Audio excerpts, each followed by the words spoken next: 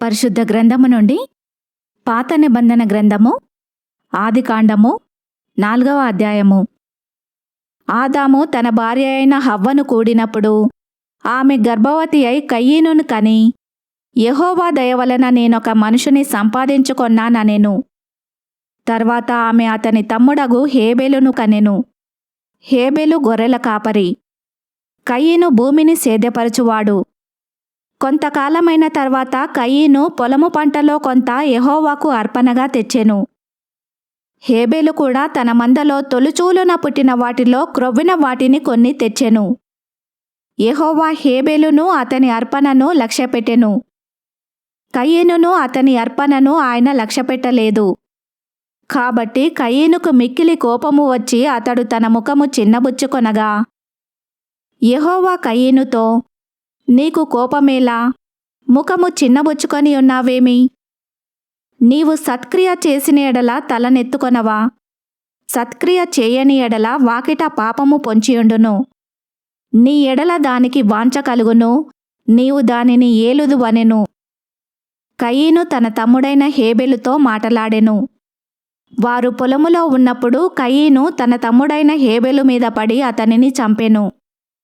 యెహోవా, నీ తమ్ముడైన హేబెలు ఎక్కడ ఉన్నాడని కయీను నడగగా, అతడు, నేనెరుగను, నా తమ్మునికి నేను కావలివాడనా అనెను. అప్పుడాయన, నీవు చేసిన పని ఏమిటి? నీ తమ్ముని రక్తం యొక్క స్వరము నేలలో నుండి నాకు మొరపెట్టుచున్నది.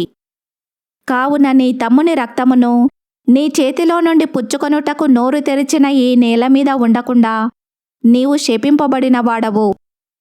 నీవు నేలను సేద్యపరచునప్పుడు అది తన సారమును ఇక మీదట నీకియ్యదు. నీవు భూమి మీద దిగులు పడుచు దేశదిమ్మరివై ఉందువనెను.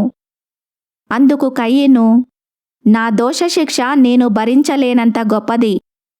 నేడు ఈ ప్రదేశము నుండి నన్ను వెళ్ళగొట్టితివి. నీ సన్నిధికి రాకుండా వెలివేయబడి దిగులు పడుచు భూమి మీద దేశదిమ్మరినై ఉందును. కావున నన్ను కనుగొను వాడెవడో వాడు నన్ను చంపునని యెహోవాతో అనెను. అందుకు యెహోవా అతనితో, కాబట్టి ఎవడైనను కయీనును చంపిన ఎడల వానికి ప్రతిదండన 7 కలుగుననెను. మరియు ఎవడైనను కయీనును కనుగొని అతనిని చంపకయుండునట్లు యెహోవా అతనికి ఒక గురుతు వేసెను. అప్పుడు కయీను యెహోవా సన్నిధిలో నుండి బయలుదేరి వెళ్ళి ఏదెనుకు తూర్పు దిక్కున నోదు దేశంలో కాపురముండెను. కయీను తన భార్యను కూడినప్పుడు ఆమె గర్భవతి అయి హనోకును కనెను. అప్పుడతడు ఒక ఊరు కట్టించి ఆ ఊరికి తన కుమారుని పేరును బట్టి హనోకను పేరు పెట్టెను. హనోకుకు ఈరాదు పుట్టెను. ఈరాదు మహూయాయేలును కనెను. మహూయాయేలు మతూషాయేలును కనెను. మతూషాయేలు లెమెకును కనెను. లెమెకు 2 స్త్రీలను పెళ్లి చేసుకొనెను. వారిలో ఒకదాని పేరు ఆదా, రెండవ దాని పేరు సిల్లా. ఆదా యాబాలును కనెను. అతడు పశువులు గలవాడై గుడారములలో నివసించు వారికి మూలపురుషుడు. అతని సహోదరుని పేరు యూబాలు.